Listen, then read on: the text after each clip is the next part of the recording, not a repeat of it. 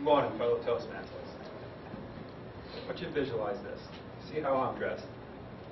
Now, picture Neil in the same situation.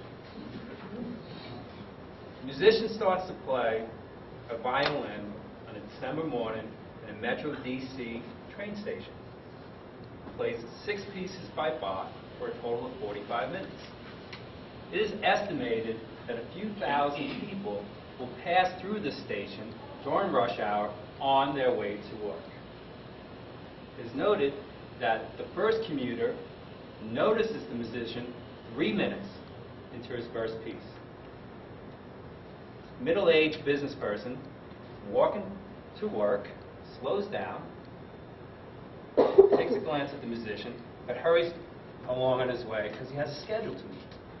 1 minute later, the musician receives his first $1 tip from a businesswoman who throws the dollar into the till without stopping and continues on her way to the train platform. A few minutes later, a man leans against the wall to observe the musician playing. Stares at his watch and notices that he's late to work and continues on his way. What's really interesting is that the group of people that took the greatest notice of the musician was children. First child, 3-year-old, who's tagging alongside his mother on the way to the train, stops and starts to stare and listen to the musician. The mother, who is in a hurry, pulls the child's arm to continue their journey to the train. The child continues to look back at the musician in amazement at the performance. The musician goes on to play for 45 minutes and 6 pieces. 6 people stopped during this 45-minute performance to listen to the musician. A grand total of $32 was collected in his till. The musician, as he completed his final piece and silence began to fill the crowd, there was no applause, no public recognition at all.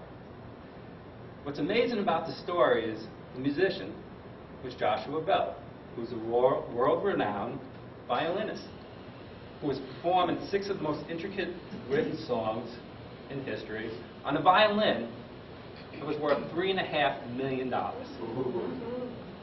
2 nights before this impromptu concert,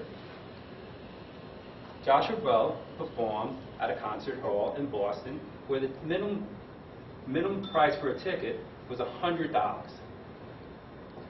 The study is true. The story is true. You can go out to YouTube, like everything else. You want to find something out, go to YouTube. You'll find it out there on the Joshua Bell and the Washington Post, who conducted this study. The premise of the study was, how do people react to a performance in an unconventional location? The subway station, in the morning, to a gentleman, totally out of character, dressed in jeans, a sweatshirt, and a baseball cap. Now you think people would have stopped to listen to the concert if the musician, Joshua Bell, was dressed as in a suit or a tuxedo? Or is there something else? No, a logical conclusion to this study could have been, are we so busy in our lives that we don't have 1 moment to spare to listen to one of the world's greatest musicians performing the best music ever produced? Or is there something else? To me, perception and priorities go hand in hand. Because how you view a situation is how your state of mind is at that particular point in time. We see it in politics. We see it in our day-to-day lives. A great example of this, we heard 2 heartfelt stories recently by 2 of our fellow Toastmasters. Bruce Pokey spoke of sex after 60. Great tune. Great title. However, that wasn't the premise of the story. The premise was, here's Bruce, who went to Costco to pick up some supplies and decided to have a hot dog and a Coke for lunch. And he noticed an elderly gentleman who was shooed away from another table because there was no other seats, and he invited him over to sit and have lunch with him. To me, that's one of those Visa moments. Priceless. 35 minutes. Bruce was fortunate enough to share this gentleman's life story and all of the changes that he's seen throughout this gentleman's 103 years on this planet. The other story was with Jean-Jacques on a bus stop, where he befriended an older gentleman. Now, it would have been easy for either one of them to go about their way, iPod in the ears or reading the newspaper, but they actually sat and spoke with one another. Now, public perception could have been, well, he's a young guy, he's a threat. Jean-Jacques could have been, he's an old guy, who wants to deal with him? But they actually shared a heartfelt experience together.